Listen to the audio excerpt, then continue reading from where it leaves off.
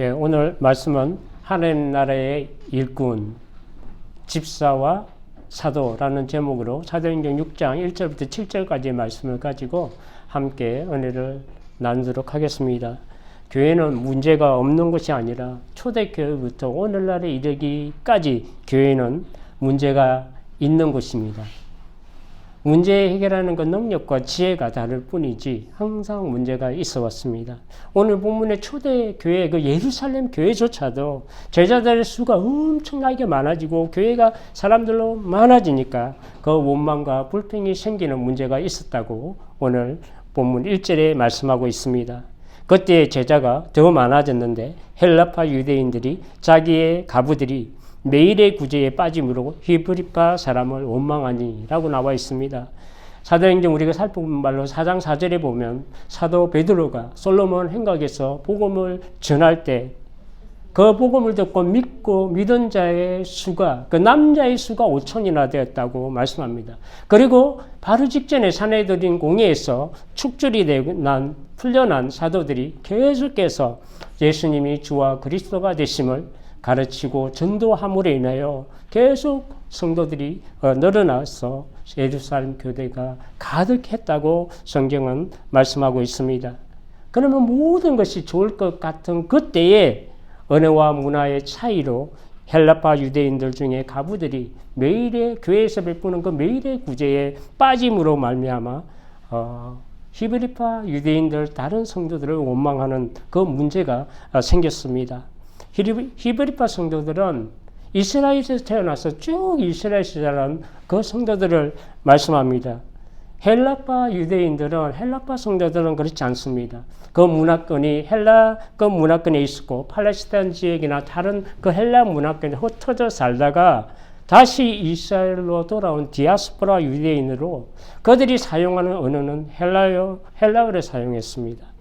각자 사용하는 언어가 달랐기 때문에 구제에 대한 정보를 자세하게 정확하게 인지하지 못하므로 교회에서 매일 식량 배급이나 생필품을 지급하는 그 매일의 구제에 빠지게 되고 누락이 되어서 원망과 불평으로 이어지게 된 것을 우리가 알 수가 있습니다. 우리가 영어를 익숙하지 않고 영어를 잘 모를 때는 선생님이 숙제를 뭐라고 내어주지만 그것을 자세하게 이해하지 못해서 발생하는 그 문제와 비슷합니다. 그러나 세상의 언어와 문화적 장벽이 하나님의 거룩한 공동체를 분열시킬 수는 없습니다.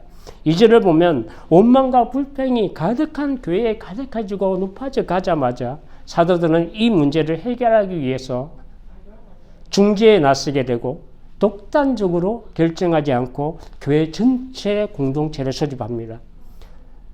그것이 바로 2절에 나옵니다. 12사도가 모든 제자들을 불러 이르되 우리가 하나님의 말씀을 제쳐놓고 접대를 일삼는 것이 마땅하지 아니하니.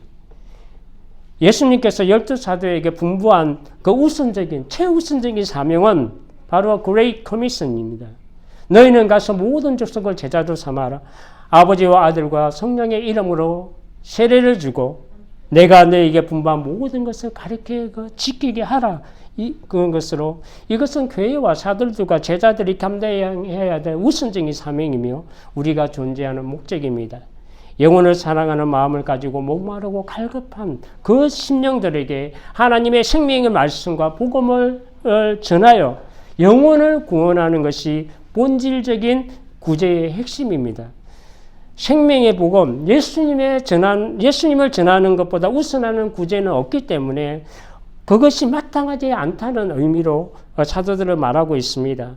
교회 내에 구제 사업을 비롯한 많은 일들로 인하여 사도들이 정작 주력해야 될 그 복음 증거의 책임과 사역에 소홀해지는 것을 옳게 여기지 않았습니다. 그렇다고 해서 기도하는 일과 말씀을 전하는 일보다 공개하고 구제하는 일이 더 낫거나 소홀되고 등한시되어야 된다는 그런 뜻은 전혀 아닙니다.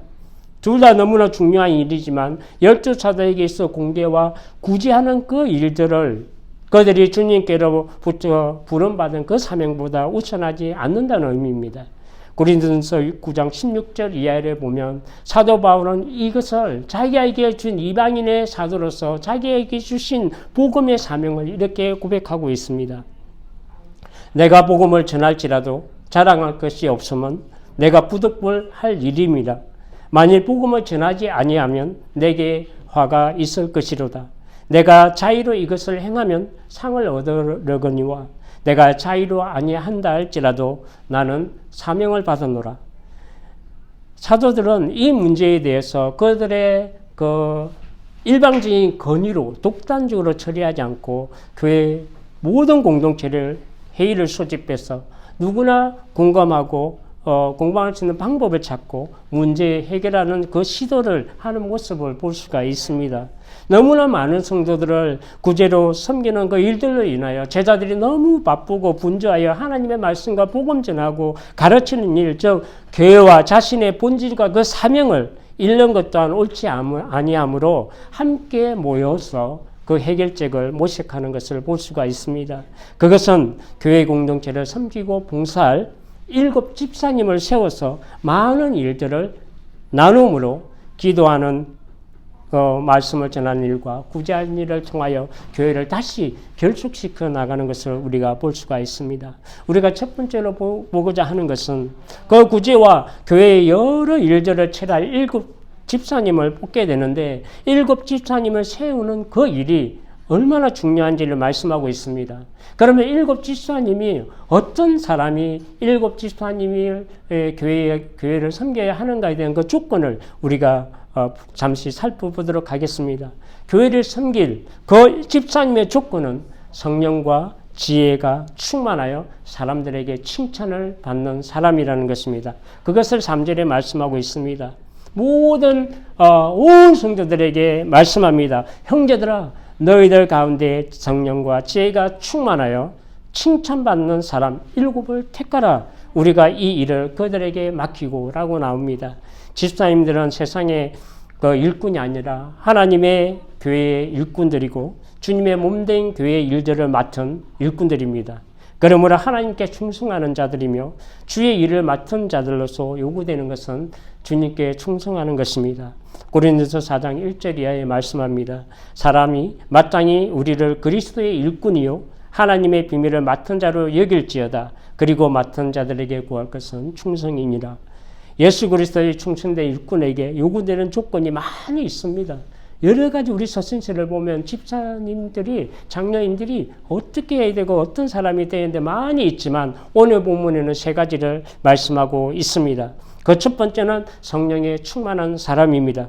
에베소서 8절을 보면 하나님의 뜻을 분별하지 못하는 세상적인 사람이 아니라 오직 성령의 충만을 받으라고 명령합니다. 직분을 맡은 교회의 일꾼은 믿음과 성령으로 거듭난 자이며 범사의 성령 안에서 깨어서 하나님께 기도함으로 말미암아 언제든지 하나님의 뜻이 이루어지기를 소원하고 하나님의 뜻을 위해서 생각하고 행하는 성령에 사로잡힌 사람입니다. 세상에 가진 물질과 재산의 많고 적음이 아니라 학식과 지식의 높고 낮음이 교회의 직분을 세우는 주요한 그 조건이 아니라 믿음과 성령으로 충만한 일꾼이 예수 그리스도의 종이 갖춰야 될 기본 요건이라는 것을 말씀하고 있습니다. 로마서 8장 5절 이하에 보면 육신을 따르는 자는 육신의 일을, 영을 따르는 자는 영의 일을 생각하나니 육신의 생각은 사망이요 영의 생각은 생명과 평안이니라. 육신의 생각은 하나님과 원수되느니 이는 하나님의 법에 굴복하지 아니할 뿐 아니라 할 수도 없습니다. 육신에 있는 자는 하나님의 기뻐지게 할 수 없느니라. 만일 너희 속에 하나님이 영이 거하시면 너희가 육신에 거하지 아니하고 영에 있나니 누구든지 그리스도의 영이 없으면 그리스도의 사람이 아니라. 두 번째로 지혜에 충만한 사람입니다. 하나님께서 말씀하시는 지혜는 일반적인 의미의 그 학식이나 지식보다는 진리를 분별할 수 있는 그 영적 지혜를 가리킵니다. 성경 말씀을 깨닫고 다른 사람들에게 증거하는 것은 결코 경험과 지식으로만 될 수가 없고 하나님께서 성령으로 주시는 지혜의 충만이 있어야 가능합니다. 왜냐하면 오직 성령님만이 하나님의 기쁘신 끝까지 다 아시기 때문에 우리에게 하나님의 뜻을 그 아는 지혜를 우리에게 주실 수가 있고 인생이 알 수 없는 그 사람의 마음에 그 마음속의 모든 것을 아시는 것이 영이기 때문에 영적 분별을 주실 수 있는 분이 성령이십니다. 고린도전서 2장 10절 이하에 말씀합니다. 오직 하나님이 성령으로 이것을 우리에게 보이셨으니 성령은 모든 것 곧 하나님의 기쁘신 것까지도 통달하시느니라. 사람의 일을 사람 속에 있는 영 외에 누가 알리요? 이와 같이 하나님의 일도 하나님의 영 외에는 아무도 알지 못하느니라. 우리가 이것을 말하거니와 사람의 지혜가 가르친 말로 하지 아니하고 오직 성령께서 가르친 것으로 하니 영적인 일은 영적으로 분별하느니라. 학문과 지식을 무시하거나 배척하는 것이 아니라 높은 학식이 있어도 그것을 믿음으로 이끌지 못한다면 그 사람의 학문과 학식은 하나님의 구원사에게 오히려 걸림돌이 되기도 합니다. 아무리 많은 성경의 지식으로 말을 할지라도 자신에게 확신과 믿음이 없는 말은 아무 능력과 생명의 변화를 이끌어내지 못합니다. 그래서 5절을 보면 교회 공동체가 믿음과 성령이 충만한 일꾼 7을 택하여 사도들 앞에 세웠다고 말씀합니다. 바울은 교회를 섬기는 일꾼 디모데에게 지혜로 충만하여서 진리의 말씀을 옳게 분별하고 부끄러울 것이 없는 일꾼으로 하나님을 섬기는 자가 되라고 디모데후서 2장 15절에 권면합니다. 너는 진리의 말씀을 옳게 분별하며 부끄러울 것이 없는 일꾼으로 인정된 자로 자신을 하나님 앞에 드리기를 힘쓰라. 세 번째로 집사님의 축구는 예수님의 제자로서 증거가 되고 증명이 되어야 되며 다른 사람들에게 그것을 칭찬을 들을 만한 그 신앙의 인격이 있어야 한다는 것을 말씀하고 있습니다. 예수 그리스도의 일꾼으로 증명되는 첫 번째는 예수께서 말씀하시되 내 마음을 다하고 목숨을 다하고 뜻을 다하여 주 너희의 하나님을 사랑하라 하셨으니 이것이 크고 첫째 되는 계명이요 무엇보다 먼저 하나님을 사랑하고 섬기는 일이며 그리고 두 번째가 이웃 사랑을 그 실천하는 것으로 증명을 받는 것입니다. 둘째도 그와 같으니 내 이웃을 내 자신같이 사랑하라 하셨으니 이 두 계명이 온 율법과 선지자의 강령이니라. 그리스도인이 된다는 것은 예수님을 자기의 주인으로 섬기는 것을 말씀합니다. 종과 일꾼된 자들은 자기 뜻대로 마음대로 행하는 자가 아니라 주인이신 하나님의 뜻대로 사는 자입니다. 그리고 더 나아가서 사람들과 인격적인 대인관계도 최선을 다하는 사람입니다. 하나님의 앞에서 의와 믿음으로 정결한 삶을 살고 사람들에게 주장하거나 다툼을 일으키는 자가 아니라 사랑과 화평을 나눔으로 칭찬과 존경과 인정을 받는 그 일꾼이 되어야 합니다. 디모데후서 2장 21절 이하에 말씀합니다. 그러므로 누구든지 이런 것에서 자기를 깨끗하게 하면 귀히 쓰는 그릇이 되어 거룩하고 주인의 쓰심에 합당하며 모든 선한 일에 준비함이 되리라. 또한 너는 청년의 정욕을 피하고 주를 깨끗한 마음으로 부르는 자들과 함께 의와 믿음과 사랑과 화평을 따르라. 어리석고 무식한 변론을 버리라. 이에 다툼이 나는 줄 알미라. 주의 종은 마땅히 다투지 아니하고 모든 사람에 대하여 온유하며 가르치기를 잘하며 참으며 라고 나와 있습니다. 오늘날 교회가 직분을 선임함에 있어서 영적 믿음과 신앙의 인격보다는 외적인 요소들을 우선적으로 택하고 생각함으로 말미암아 교회가 부패하고 타락의 결과를 초래하는 것을 우리가 많이 볼 수가 있습니다. 우리가 크게 두 번째로 하나님의 교회를 구성하는 큰 두 가지 일 중에 우리가 7 집사님을 세우는 그 조건들을 우리가 나누었고 크게 두 번째로 는 사도들의 우선적인 직무를 말씀하고 있습니다. 그것은 기도하는 것과 말씀을 전하는 일이라고 4절에 말씀합니다. 우리는 오로지 기도하는 일과 말씀 사이에 힘쓰리라 하니 그 첫 번째가 바로 기도하는 것이라고 나옵니다.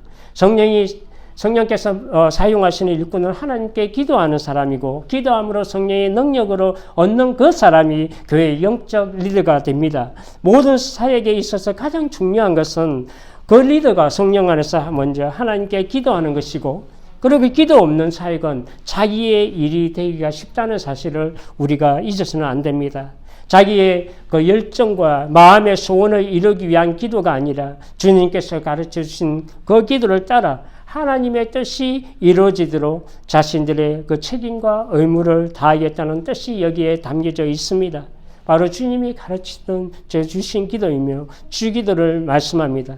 주기도의 핵심은 하나님의 뜻이 하늘에서 이루어진 것이 땅에서도 이루어지고 우리가 그에 합당한 삶을 살아가기 위해서 하나님이 공급하시는 일용할 양식과 모든 환경을 구하고 그리고 우리를 용서하신 우리를 그 억만 가지의 죄악 죽었던 죄를 용서하신 그 용서함으로 다른 사람들을 용서하고 사랑하며 살아갈 때 이것이 하나님께 영광이 된다는 것을 우리에게 말씀합니다. 이 기도가 우리의 기본이 되어야 합니다. 하나님께 기도한다는 것은 자기의 능력과 힘으로 의지하지 않고 하나님의 능력을 구한다는 뜻입니다. 우리가 하는 모든 일에 무릎을 꿇고 하나님의 얼굴을 찾아야 하고 하나님의 능력을 구해야 한다고 역대상 16절 10절 이하에 말씀합니다. 그의 성호를 자랑하라. 여호와를 구하는 자마다 마음이 즐거울지어다. 여호와의 그의 능력을 구할지어다. 항상 그의 얼굴을 찾을지어다. 기도한다는 것은 응답의 주체가 하나님이시다는 것을 의미합니다. 기도는 세상이 주는 방법을 찾기 위해서가 아니라 응답하시고 구원하신 이가 하나님이심을 믿고 의지하며 오늘 하늘을 바라보는 것을 말씀합니다. 믿음의 기도는 역사하는 힘이 아주 큽니다. 기도하는 곳에 변화 역사가 나타납니다. 인류의 역사는 기도하는 곳으로 흘러갑니다. 예루살렘 공동체가 오로지 기도에 힘쓸 때 약속한 성령을 세례를 받았고 온 세상에 예수 그리스도의 복음이 전파하는 사역의 첫걸음도 기도함으로 시작했습니다. 초대교회의 모든 사역은 먼저 기도함으로 이루어졌고 사도행전의 역사도 그 믿음의 기도에 하나님께서 역사하셨습니다. 예수님께서 금식하시고 기도하시며 이 땅 가운데 지상사역을 시작하셨습니다. 밤새 기도하시고 새벽에 12세자를 세우시고 새벽 미명에 일어나서 한적한 곳에서 늘 기도하며 모든 그 사역의 원동력이 기도하며 하나님과 함께 하였습니다. 귀신을 내어 쫓으심도 병자를 고치심도 5,000명을 먹이심도 죽은 나사로를 이렇게 살리심도 모든 능력 해가심도 천국 복음을 가르치심도 십자가를 지심도 겟세마네에서 동산에서 땀방울이 핏방울이 되도록 하나님께 기도하심으로 행하셨습니다. 병자들을 고치시는 일도 중요하고 말씀을 전하시는 일도 중요하지만 이 모든 일을 행하시기 전에 기도하셨습니다. 기도하지 않고 행하시지 않으셨습니다. 기도하고 이 모든 사역을 감당하셨습니다. 기도함으로 시작하시고 기도함으로 끝내시고 기도하심으로 씻었습니다. 주님의 지상 모든 사역은 기도하심으로 하나님과 함께 하셨습니다. 하나님께 쓰임받는 모든 주의 종들은 기도의 사람들이었습니다. 기도함으로 하나님과 교통하고 하나님의 능력으로 사역했습니다. 성령님은 어떤 기관이나 어떤 사람의 그 계획 가운데 기름 붓지 아니하시고 기도하는 그 사람 위에 기름을 부어주시고 역사하십니다. 우리의 신앙의 든든한 토대는 이 기도에 있어야 하고 하나님의 능력의 근원이 이 기도에서 나오기 때문에 무엇보다도 먼저 기도에 힘쓰는 우리의 신앙이 되어야 합니다. 그리고 두 번째 사도들의 사명은 하나님의 말씀으로 섬기고 봉사하는 일꾼입니다. 주님께서 사도들을 부르시고 세우신 목적은 주의 죽으심과 그 부활과 성층과 다시 오시는 그 복음의 진리의 말씀을 전하는 것입니다. 거기서 모든 족속을 제자로 삼아 아버지와 아들과 성령의 이름으로 세례를 베풀고 주님께서 부탁하신 그 말씀하신 모든 것들을 가르쳐 지키게 하는 것이며 땅끝까지 이르러 주님의 정인이 되는 것이며 영원토록 변치 않는 영원하신 하나님의 생명 말씀을 전하고 가르치는 것을 말씀합니다. 요한복음 3장 34절에 말씀합니다. 하나님이 보내신 이는 하나님의 말씀을 하나니 이는 하나님이 성령을 한량없이 주심이니라. 그렇기 때문에 오로지 기도하는 일과 말씀 사역에 전심전력을 계속해서 봉사하고 섬기겠다고 말씀합니다. 여기서 우리가 주목해야 돼. 여기에 교회의 갈등과 분열을 이겨나가는 원리가 나온다는 것을 우리가 기억해야 됩니다. 주님께서 주와 선생님이 되셔서 제자들의 발을 씻긴 것 같이 사도들과 집사님들이 자신의 헌신을 성진과 성계를 교회에 드러냄으로 말미암아 교회는 더욱 견고해지고 일치가 되는 것을 우리가 보게 됩니다. 베드로전서 1장 24절에 말씀합니다.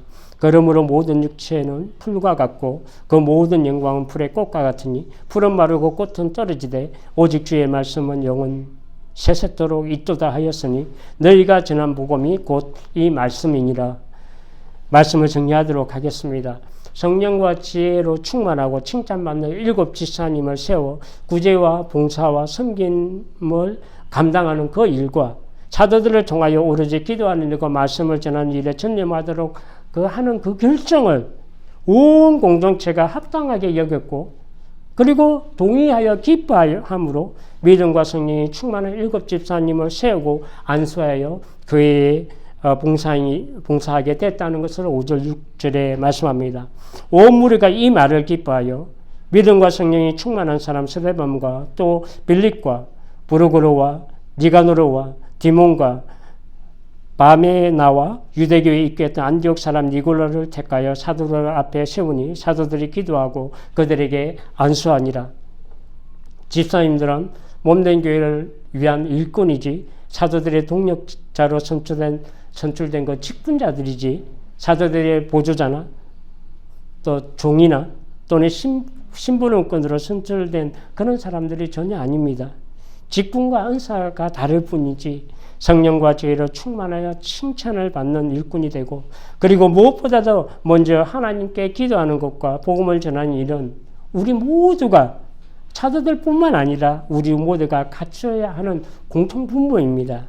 실제로 스데반 집사님은 우리가 계속해서 나눠보겠지만 6장 8절 바로 이어서 나오는 본문을 보면 스데반의 은혜와 권능이 충만하여 그 기사와 표적을 민간하게 행하였다고 6장 8절에 말씀합니다. 사도들과 같은 권능과 표적과 기사를 행하였을 뿐만 아니라 성경에서 가장 긴 복음 설교를 스데반 집사님이 하고 스데반 집사님은 우리 교회 출발의 가장 첫 선교자로 7장은 소개하고 있습니다. 그리고 사도 빌립과 다른 이 빌립 집사님은 귀신을 내쫓고 병든 자를 치유하고 능력과 표적을 행하며 사마리아를 복음 전도를 하며 성령님께 이끌려서 이디오피아 내시를 이사야의 말씀을 풀어서 예수 그리스도의 복음을 전가하고 그가 이사야서를 통해서 예수 그리스도의 복음을 믿고 받을 때 그 시냇가에서 빌립 집사님이 그에게 안수하여 세례를 줍니다. 이것을 사도행전 8장은 기록하고 있습니다. 직분과 은사가 다를 뿐이지 사도들처럼 훌륭한 사역을 감당한 전도자들이고 성경 말씀에 능통한 집사님들이라는 사실들을 잊어서는 안 됩니다. 믿음과 성령과 지혜로 충만함으로 교회의 그 봉사 일을 감당하고 하나님과 사람들에게 칭찬과 존경과 그 인정받는 일꾼이 되고 성령 안에서 항상 깨어서 하나님께 기도함으로 하나님의 능력에 힘입어 주의 죽으심과 부활을 말씀을 주가 오시는 그날까지 전하는 우리 모두가 되시기를 주님의 이름으로 축복합니다. 기도하시겠습니다.